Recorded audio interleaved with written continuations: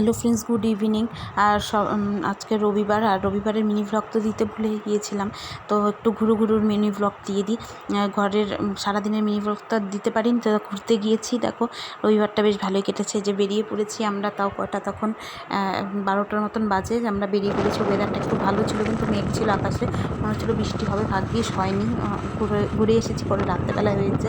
তো যাই হোক, ভয়ে গিয়েছিলাম, সমস্ত কিছু নিয়ে, রেনকোট যা যা আছে, মানে ছাতা রেনকোট সব নিয়ে গিয়েছি। আর এই দেখো আমরা ওয়েদারটা খুব সুন্দর, এদিকে মেঘলা থাকলেও ওই দিকটা ওয়েদারটা খুব সুন্দর ছিল।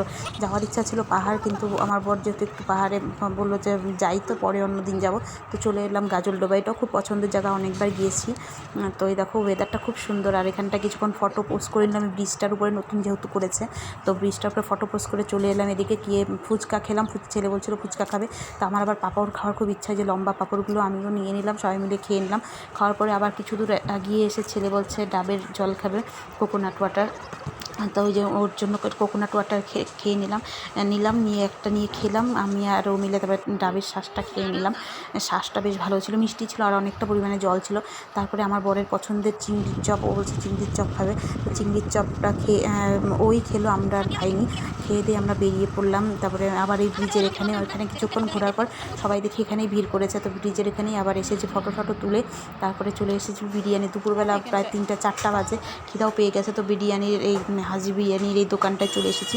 তো এসে এখানে বসে একটু বিরিয়ানি আর চিকেন চাপ কিনে নিয়েছি, খেয়ে দিয়ে তারপরে এখন বাড়িতে তার আসতে ইচ্ছা করছিল না, তো ছেলে বললো চলো একটু পার্কে যাব, খেলবো। তারপরে জন্য চলে গেলাম পার্কে, সূর্য সেন পার্কে। তো ওখানে অনেকক্ষণ ছিলাম, থেকে একটু দোলনা চললো, খেললো ওর মতন, কিন্তু প্রচণ্ড বৃষ্টি হওয়ার জন্য কাদা হয়ে গিয়েছিল জায়গাটা, তো তাও ভালো লাগলো। আমি এক জায়গায় বসেছিলাম, ওরাই খেলছিল, ছেলে খেলছিল আর ওর বাবা ওকে পাহারা দিচ্ছিল। তো এই যে খুব আনন্দ করছিল পার্কে গিয়ে। অনেকক্ষণ খেলার পর পার্কে ঠেলে নিয়ে তারপরে যে এখানে ঝিলের সামনে চলে এসেছে। আগে তো এখানে বোটিং হতো, এখন হয় না। তো যাই হোক, এখানে দাঁড়িয়ে তারপরে বেরিয়ে পড়েছি 5টা-5:30টার দিকে। দেখি মহানন্দা ঘাটে হচ্ছে, গঙ্গা আরতি হচ্ছে। তো যেটাও ভাগ্যের, মানে দেখো কি সুন্দর ভাগ্য, যে আজকে আমার গঙ্গা আরতিটাও দেখা হয়ে গেল। তো এই যে দেখে নিলাম গঙ্গা আরতি, এখানটা দেখে নিলাম ইনি নাম লিখছেন যারা আরতি করবেন।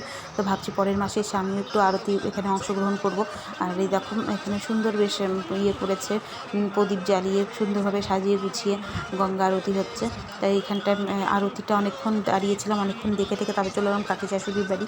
তো ওখানে গিয়ে আবার একটু আনন্দ করে তারপরে বাড়ির রাত্রেবেলায় চলে এসেছি। আজকের ভিডিওটা এরকমই, এতটুকুই। কেমন লাগলো জানি।